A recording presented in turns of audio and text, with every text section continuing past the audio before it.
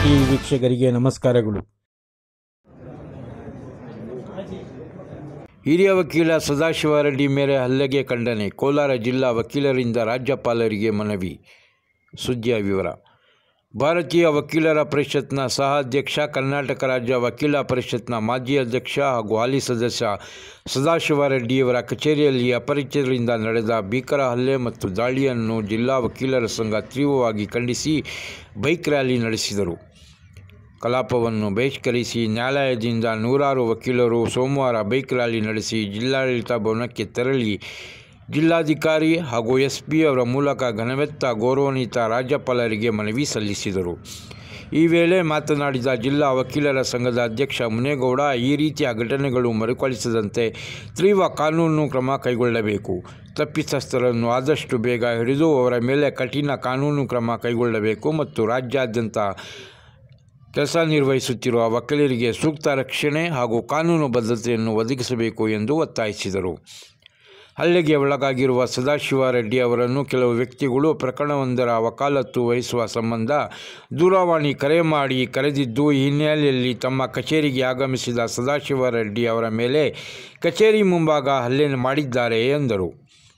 ಪ್ರತಿಭಟನೆಯಲ್ಲಿ ವಕೀಲರ ಸಂಘದ ಕಾರ್ಯದರ್ಶಿ ಬೈರಾರೆಡ್ಡಿ, ಉಪಾಧ್ಯಕ್ಷ ರವೀಂದ್ರ ಬಾಬು, ಖಜಾಂಚಿ ನವೀನ್, ಜಂಟಿ ಕಾರ್ಯದರ್ಶಿ ರೆಡ್ಡಪ್ಪ, ಪದಾಧಿಕಾರಿಗಳು ಹಿರಿಯ ವಕೀಲರಾದ KV Shankarappa, ಬಿಸಪ್ಪಗೌಡ, TM Shivanna, Krishnareddy, M Krishnamurthy, C Ramakrishna, ರಘುಪತಿಗೌಡ, ವಕೀಲ ಹಾಗೂ ನೋಟರಿ ರಾಮಲಿಂಗಗೌಡ, ಶ್ಯಾಮ್ ರಾಜ್ಕುಮಾರ್, ಲೋಕೇಶ್, ಸೋಮಶೇಖರ್, ರವಿ, ಸತೀಶ್, ಪ್ರಶಾಂತ್, ಶಂಕರ್, ಮಲ್ಲಿಕಾರ್ಜುನ್, ನಾರಾಯಣಸ್ವಾಮಿ, ನಾಗೇಶ್ ಭಾಗವಹಿಸಿದ್ದರು.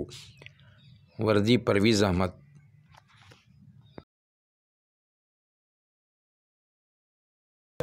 ಮತ್ತೆ ವಕೀಲರು ಒಂದು ಕೇಸ್ ಕೊಟ್ಟಾಗ ರಿಜಿಸ್ಟರ್ ಮಾಡಿಬಿಟ್ರು, ಇನ್ನೊಂದು ಕೇಸ್ ಅವ್ರ ಮೇಲೆ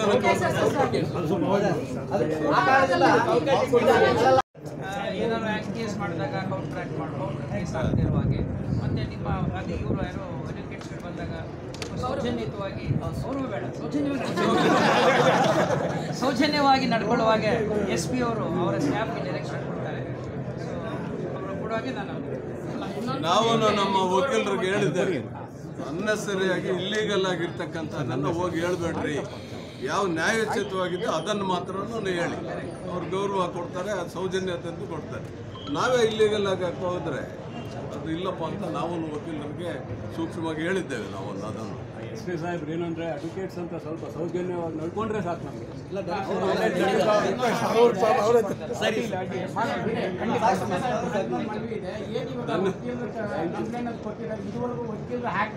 ಈಗ ಜಿಲ್ಲಾಧಿಕಾರಿಗಳು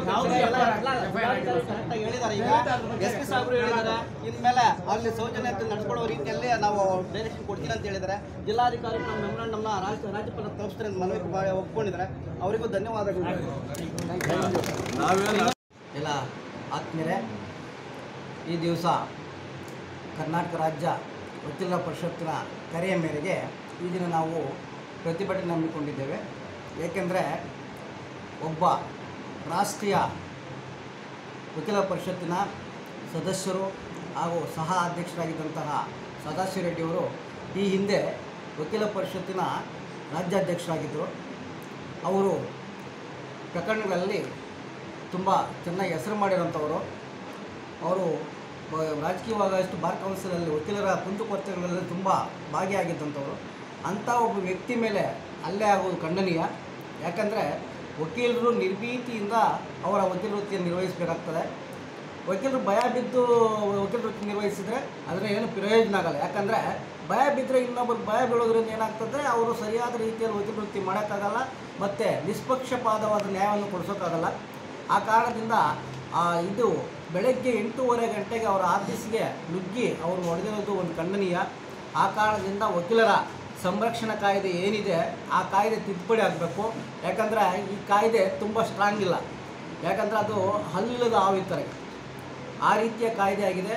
ಅದರಲ್ಲಿ ನೀಡುವಂಥ ಇಂಪ್ರಿಸನ್ಮೆಂಟ್ ಹೆಚ್ಚಾದರೆ ಏನಾಗ್ತದೆ ಅಂದರೆ ಆಗ ಬೇರೆಯವರಿಗೆ ಈ ರೀತಿ ಘಟನೆಗಳು ಆಗ ಮರುಕಳಿಸಿದಂತೆ ತಡೀತದೆ. ಆ ನಿಟ್ಟಿನಲ್ಲಿ ನಾವು ಈ ಬಾರ್ ಕೌನ್ಸಿಲ್ ಕರೆಯ ಮೇರೆಗೆ ಈ ದಿನ ಪ್ರತಿಭಟನೆ ಹಮ್ಮಿಕೊಂಡು ನಾವು ನಮ್ಮ ಜಿಲ್ಲಾಧಿಕಾರಿಗಳ ಮುಖಾಂತರ ಈಗ ನಮ್ಮ ರಾಜ್ಯಪಾಲರಿಗೆ ಮನವಿಯನ್ನು ಸಲ್ಲಿಸಿದರೆ ಆ ಮನವಿಯಲ್ಲಿ ಏನು ಹೇಳಿದ್ರು ಅಂದರೆ ವಕೀಲರು ನಿರ್ಭೀತಿಯಿಂದ ಕೆಲಸ ಮಾಡಬೇಕು, ಆ ನಿಟ್ಟಿನಲ್ಲಿ ಅವರು ಜನತೆಗೆ ನ್ಯಾಯ ಕೊಡಿಸುವ ನಿಟ್ಟಿನಲ್ಲಿ ಕೆಲಸ ಮಾಡಬೇಕಾಗ್ತದೆ. ಹಾಗಾಗಿ ಅವರು ಕೆಲಸ ಮಾಡಬೇಕಾದ್ರೆ ಅವರಿಗೆ ಒಳ್ಳೆಯ ಕಾನೂನಿನ ಒಂದು ಸಂರಕ್ಷಣೆ ಬೇಕಾಗ್ತದೆ. ಆ ಸಂರಕ್ಷಣೆಗೋಸ್ಕರನೇ ಈ ಕಾನೂನನ್ನ ಹೊಸ ತಿದ್ದುಪಡಿ ಆಗಬೇಕು ಅಂದ್ಬಿಟ್ಟು ನಾವು ಅದರಲ್ಲಿ ಕೊಟ್ಟಿದ್ವಿ. ಮತ್ತು ಇತ್ತೀಚೆಗೆ ವಕೀಲರ ಮೇಲೆ ಹಲ್ಲೆಗಳು ಹೆಚ್ಚಾಗ್ತಾ ಇದ್ದು ಆ ಬಗ್ಗೆ ಕ್ರಮ ತಗೊಳ್ಕೊಳ್ಬೇಕಂತ SP ಅವ್ರಿಗೂ ಕೊಟ್ಟಿದ್ದೀವಿ. ಈ ನಿಟ್ಟಿನಲ್ಲಿ ನಾವು ಈಗಾಗಲೇ ಮೆಮೊರಂಡಮ್ ಅನ್ನು ಕಳಿಸ್ಕೊಟ್ಟಿದ್ದೀವಿ. ಇದಕ್ಕೆ ಸೂಕ್ತವಾದ ಒಂದು ವಕೀಲರಿಗರ ರಕ್ಷಣೆ ಬೇಕು ಮತ್ತು ನಿರ್ಭೀತವಾಗಿ ಮಾಡಬೇಕಂತ. ಹೌದು, ಯಾಕಂದರೆ ಈಗ ನಿರ್ಭೀತಿಯಿಂದ ಕೆಲಸ ಮಾಡಿ, ನೀವು ಉದಾಹರಣೆಗೆ ಈ ಮಹಾತ್ಮ ಗಾಂಧೀಜಿಯವರು ತಗೊಳ್ರಿ, ಅವರು ಅವ್ರ ಹೋರಾಟದ ಫಲವಾಗಿ ಇವತ್ತು ದಕ್ಷಿಣ ಆಫ್ರಿಕಾದಲ್ಲಿ ವರ್ಣಭೇದ ನೀತಿ ನಿರ್ಮೂಲವಾಯಿತು.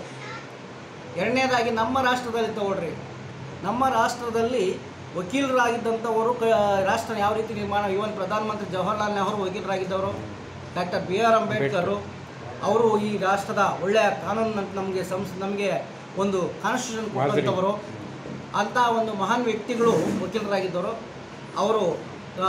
ಅದೇ ರೀತಿಯಾಗಿ ಸರ್ದಾರ್ ವಲ್ಲಭಾಯ್ ಪಟೇಲು ಅಷ್ಟೇ ಈ ರೀತಿಯಾಗಿ ಮೇಯ್ನು ಅಂದರೆ ಮುಖ್ಯ ರಾಷ್ಟ್ರ ನಾಯಕರೆಲ್ಲರೂ ವಕೀಲರಾಗಿದ್ದವರು. ರಾಷ್ಟ್ರ ಕಟ್ಟುವಲ್ಲಿ, ರಾಷ್ಟ್ರದ ಕಾನೂನು ಸುವ್ಯವಸ್ಥೆ ಕಾಪಾಡುವಲ್ಲಿ ಒಳ್ಳೆಯ ಕಾನೂನು ರಚನೆ ಮಾಡಿದ್ದಾರೆ. ಆ ನಿಟ್ಟಿನಲ್ಲಿ ನಮಗೂ ಅಷ್ಟೇ ಈ ಒಂದು ವಕೀಲರ ಸಂರಕ್ಷಣಾ ಕಾಯ್ದೆ ವಕೀಲರ ಭದ್ರತೆಗಾಗಿ ಸೃಷ್ಟಿಯಾಗಬೇಕು, ಆ ರೀತಿ ತಿದ್ದುಪಡಿ ಆಗಬೇಕಂತ ಮನವಿ ಮಾಡಿದ್ದೀವಿ.